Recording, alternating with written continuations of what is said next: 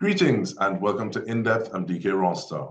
Very happy to have this conversation because many times when we talk about Indian Arrival Day, there's a certain religion that comes to mind. So we're looking to speak to, yes, Indian Arrival Day, but from the perspective of Presbyterianism. And we're doing that with Senior Lecturer at the History Department at the UWI, Jerome Teelucksingh.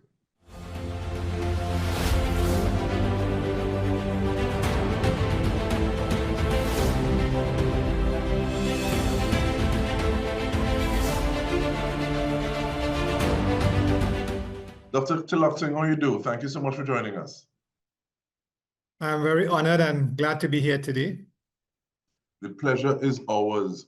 And the way I started the conversation, because sometimes it feels as though for somebody to be talking about Indian Arrival Day or to be celebrating Indian Arrival Day, the person needs to be wearing raksha, they need to be wearing a kurti or a kurta suit or a sari. From your point, especially looking at the fact that you're able to connect dots the way that historians are trained to, give me a little idea of some of those signposts, those mileposts along the route that intertwine, that see Presbyterianism and Indian Arrival Day intertwining. Thank you. One of the problems I have encountered in my research is that I've noticed that when we think of Indian Arrival Day, we think of a Hindu festival. And the fact is that the majority of persons who came from India during the indentureship were Hindus. But there was a small percentage who were Muslims, right, who belonged to the Islamic faith. And there was even a smaller minority who were Christians. So a lot of times people can't believe that because they believe that, conversion to Christianity occurred in the Caribbean. But there were people who came across as Christians. And I've also realized that some Presbyterians, they tend to be a bit westernized in their thinking. And sometimes they don't want to associate with Indian Arrival Day. Sometimes they feel that it is something, that is a Hindu festival because of the cuisine, the dress, the songs, that are associated with Indian Arrival Day. So it's a dilemma, but you see, it's all part of the acculturation and assimilation because there are older Presbyterians who sing bhajans, in their churches. They would have a prayer meeting at home and they would cook the typical Indian food like basapshat and chana and pumpkin and roti and chicken. So I think there is some blending of the cultures. But is there a line or is there a demarcation? Because it begs the question, where is it culture? Where is it religion or spirituality? It's a good question because in Trinidad and Tobago, there are Presbyterians who intermarry with Hindus, and there are Presbyterians who have many Hindu and Muslim relatives. And they have Presbyterians who have, non-Presbyterian relatives. So it's not like we are clannish or the Presbyterians are clannish. And I've told people that, the majority of Presbyterians were converted by the Canadian missionaries, but they were Presbyterians who came from Scotland. You might remember the Greyfriars Church in Port of Spain that was closed down. There are Presbyterians who came from the United States. So there are different strands of Presbyterianism that a lot of people don't know about. We know about the Canadians. A lot of times people don't realize that Indians in the early 20th century, they converted just to get jobs, and then they went back into Hinduism and Islam. So these temporary Presbyterians, they show this blurring of the lines. That's why it's so difficult to clearly define the boundaries, as you mentioned. And I like the fact that you speak to different strands because there's some churches where even the name feels as though that's sounding kind of like Hindi from me on the outside looking in. And I also like the fact that you speak to, and I've heard it described otherwise as religions of power, in the sense that the persons who are largely influencing the status quo, saying if you're not within this realm or this ambit, then you literally can't be part. And you've heard of people going to one church because it's the church where I go to network and to be seen, to be able to access some of these things. And this is the church that I go to feel whole. But and I think that was one of the things that happened with schools as well from time to time. Yeah, the Canadian mission schools, before they were called Presbyterian schools, were Canadian Mission Indian schools, Canadian Mission schools, CM schools. And would you believe, a lot of times they associate the Canadian mission schools and Presbyterian schools with Indo-Trinidadians, with Indians. But I have checked some of the statistics in the 1880s, 1890s, schools in South, Picton and Marabella, and there were more Afro-Trinidadian children in the classes than Indians. I have also found that in some of the churches, Presbyterian churches, you had persons of Chinese descent, persons of white descent, descendants of the planters. Sometimes the planters went to the Presbyterian churches because they were nearby. So sometimes out of convenience, an Afro-Trinidadian family or the Chinese shopkeeper in the village would send their child or children to the nearby Presbyterian school. How else did the Presbyterian way of life or influence the East Indian indentureship experience from your point of view? It's a very good question. And one of the answers I often give is that there was a lot of alcoholism on the estates. In indentureship, there was a lot of poverty, a lot of hardship, lack of medical facilities. And the Presbyterians tried to help those who were alcoholics. They had Temperance Sunday. They talked about the dangers of wasting your money on alcohol. They brought down medicine from Canada to distribute on the estates. They visited the barracks, tried to help the children. Remember, this is an era where we had typhoid, malaria, dysentery. You could die with diarrhea. So that I believe that when we look at the mission, the Canadian missionaries and the Presbyterian Church, we shouldn't just think about conversion or schools or churches, but the missionaries. They train these Indians to become Bible women, catechists, to help other people. And the social service they provided wasn't just confined to the estates. I think they were more open-minded. They helped anyone who had a problem, who needed food, who needed medicines. So these were brought down from Canada to help our citizens. Well, when you find two experiences coming together, it's not just one side that is affected. I remember having the conversation with the abbot at Mount St. Benedict, and he said that some of the brethren there would actually learn Hindustani to better be able to speak to people, and that would have affected them in certain ways, because I'm sure just by acculturation of the language, there's some of the things that you'll be thinking about in a little different way.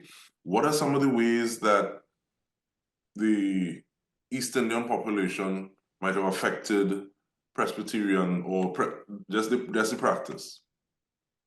I think what happened is that the missionaries had to learn Hindi and Urdu, the language of the people. And there's evidence that these Canadian missionaries imported literature, songbooks from India. They actually sent people to be trained in India so that they would be crossing that barrier, that you mentioned. And I'm glad you mentioned the Catholic Church, because would you believe in the 1890s, there were more Indians in the Catholic and Anglican Church than the Presbyterian churches? The Anglicans and the Catholics were also seeing that these Indians were alienated, marginalized, and they also reached out to them. The Catholics, there's a father called Father Etienne. He was trying to help the East Indians who had leprosy, the lepers. So this outreach, we shouldn't just confine it to the Canadian mission. It's something that Catholics and Anglicans were also. That's why today we have persons of Indian descent who are Anglicans and Catholics.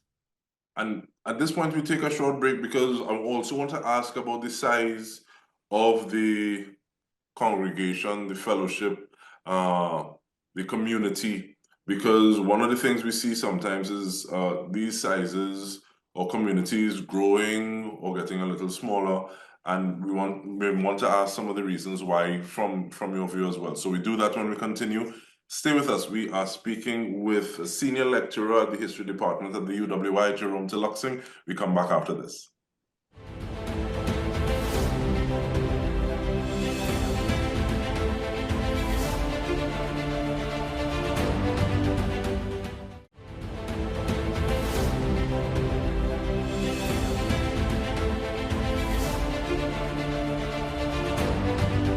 Welcome back.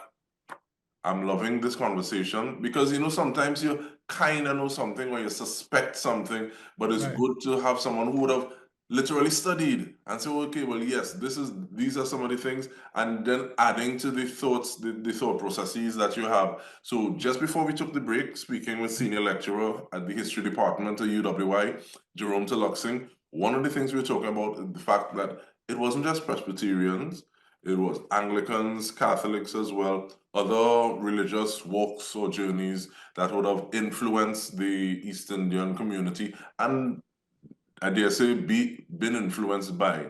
But what does the community look like at this point in time, Dr. Teelucksingh, in terms of size? Because, you know, sometimes you hear, it may not be the first religious or spiritual way of life that comes to mind when you think Christian. You'd have like Catholic and Anglican; those might be the two forerunners in terms of size. But let me hear from you, thanks. Well, unfortunately, there has been a decline, a steady decline in membership amongst all the churches in the rural and urban areas, the big churches, the small churches. And this is partly because I think for the 21st century, there has been a decline in spirituality. And Presbyterians are leaving our church to go to other churches because they are looking for something. They are looking for the speaking in tongues. They're looking for lively singing, lively preaching. You know, they're wondering why Presbyterian practices are so conservative. So I think they like the healing, you know, the healing that is done sometimes by the pastors. So they are leaving to go to the Pentecostal and evangelical churches. So the so-called small churches are now becoming big churches. And the Presbyterian church has declined, you know, rapidly. And we have taken a lot of licks, especially during COVID, when some of the services went online and people no longer continue that routine of going to church every Sunday. So our churches, the pews are almost empty. I see empty pews sometimes, but our schools are overcrowded. Difficult to get your child into a school. And with that, and because earlier in the conversation, we spoke about becoming or adopting a religion to access certain things. But with that, I want to ask though, what do younger individuals say now, especially if we are younger Presbyterians looking at the indentureship experience? Or is that something that is even discussed overtly? It's not even discussed, unfortunately, because young Presbyterians don't have that history. They don't appreciate that historical legacy of the church. Very few Presbyterians even bother to read about the history of the church. And some of the young Presbyterians often see the church as a sort of social mobility, maybe to get a teaching job. Parents bring their young children to go to Sunday school, hoping that they could get into the 20%, you know, into one of the top secondary schools. So the church, like the colonial days, is often seen as a stepping stone into the schools. There isn't that belief that, you know, I want to go to church because I have this sense of faith, or I like Christ, you know, I want to get closer to God. So I think this is where the problem is for the younger Presbyterians. And it's even worse because the younger Presbyterians, they go to private lessons. They go to academic lessons on a Saturday. They're tired on a Sunday. They go sometimes to a party or so Saturday. Sunday, they're too tired for church in the morning. Sometimes the services are early, 8 o'clock, 7 o'clock. Young people, young Presbyterians say they don't want to reach so early. It's too difficult for them. So I think that is the problem we're grappling with, where the younger Presbyterians have lost that connection with the church. Before you spoke about the possibility of looking at Indian Arrival Day as a religious rather than cultural observance. And do you think that is something that even occurs at this point in time to younger Presbyterians of East Indian descent? Or is it that is something that's not even necessarily looked at that way? I don't think it has a major impact. And I'll tell you something, during Diwali time, I see many Presbyterians walking through the Nagar. I walk through the Nagar too. So there isn't this belief that that's a Hindu space for Diwali time. So that for Indian Arrival Day, younger Presbyterians, older Presbyterians will dress up on the Sunday before, go to church. Maybe they might go to work in their Indian outfits, partake of Indian food, but it's not something that has a lot of significance like maybe Christmas or Easter, right? It has a cultural connotation and it's about maybe 10% of importance or 20% importance in their lives. And you say that, and I mean, there's so many things that you're saying that I'm finding interesting. And I'm wondering, because even like the way that you talk about the Diwali Nagar, or the way that some people may look at Mount St. Benedict, kind of like almost like an ashram. and I say that because to me, there'll be individuals who look at this space not necessarily as a space that is overtly Catholic, as opposed to a space that is holy. Correct. And able to go and worship there reminds me of the Baha'i prayer, blessed is the spot. And they call all sorts of areas, but that place is blessed when the mention of God is made. Yeah. But what in terms of going forward with regard to Indian Arrival Day, do you think there should be a slightly different perception? How should we look at it a little differently, especially if we're thinking that, okay, it's not just for a certain religion? I think what we need to do, not just the Presbyterians, but the wider population, because I know some Indians who are Christians and they don't have that affinity to Indian Arrival. They don't even want to celebrate it. But I think we need to see where our ancestors came from. And you might not believe this, or you might not be aware, and the viewers, but during the indentureship, Africans and Indians worked together on the estates. That estate was a sense of unity. And when we talk about indentureship, I was telling younger Presbyterians, it's not just sugar. The Afro-Trinidadians who were freed as ex-slaves, they worked on the coffee estate, coconut estate. They planted rice together in the lagoon. So a lot of times, even though the bulk of labor were Indians, I think for Indian Arrival Day, we also have to appreciate the fact other ethnic groups were brought down as experiments. Chinese, Syrians, Lebanese, Portuguese, so that the festival, the celebration Indian Arrival Day, yes, it has the word Indian, but there were other ethnic groups who arose from that indentureship colonial experience. And even though they did not form the majority, they were touched by that stench of colonialism. And once again, it brings to bear the fact that people will divide us along lines that they can. And some lines are easier than others. But when you look at the Hussein riots, when you look at so many things where there have been this congruence and collective of wills, ethnicities, and energies, and there's so many things that we are a lot more similar than different in this space. Yeah. But with that though, what is the last thing that was it one takeaway that you want us to have from a conversation like this? I think I want us to see the observance not as, I don't want to ever hear people comparing, Indian Arrival Day with Emancipation Day, or I don't want people to compare, one group with the other group, but I think we should appreciate the contributions of our ancestors, the perseverance, the resilience.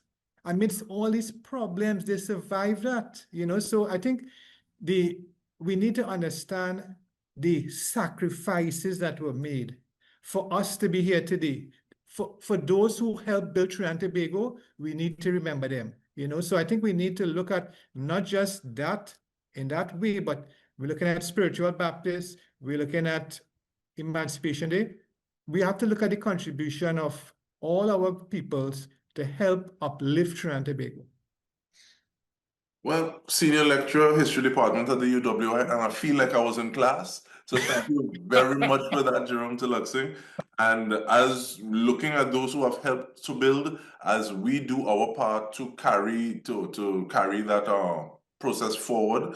And thank you very much for your insight. And we also want to thank everyone who's tuned in to help this program go forward. This has been In Depth with me, Dike Rostant. Thank you so much for tuning in.